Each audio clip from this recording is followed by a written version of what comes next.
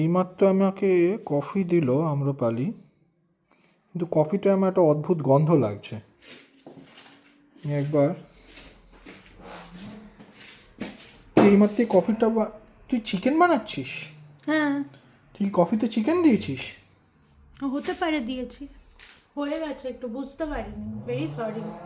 তুই সন্ধেবেলা একটা অব্রাহ্মণ সন্তানকে কফিতে, যে কোনোদিন কফি ঠেকিয়ে পর্যন্ত কিছুতে খায় না চিড়ে ভাজা আর ঝুড়ি ভাজা ছাড়া, তুই তাকে কি করে সন্ধেবেলা কফিতে চিকেন মিশিয়ে দিলি? বুঝতে পারিনি না। বুঝতে পারলি? তুই একটা ব্রাহ্মণ সন্তানে, আজকে যদি আমি তোর কফিতে মাটন মিশিয়ে দিতাম, তুই কি খেতিস সেই না কফিটা? না স্যার, একদমই খেতাম না। এটা ঠিক হচ্ছে কি? না, ঠিক হচ্ছে না। তুই কি পুলিশের কাছে যাবি কমপ্লেন করতে? না, পুলিশের কাছে কি করে যাবে? এইসব কমপ্লেন পুলিশ নিচ্ছে দেখে অবাক হচ্ছি। হ্যাঁ, নিতে পারে, আমার আবার ডাচ জেলে ধরে নিয়ে যাবে, ওইখানে তো আবার জেলও নেই। কি হবে? এরকম অদ্ভুত ব্যাপার, মানে এটা এটা কি করে হয় আমি বুঝতে পারি না।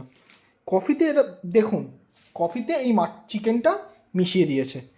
কফিটার রং কালো দেখেই আমি বুঝতে পেরেছি কি আরো অদ্ভুত লাগছে।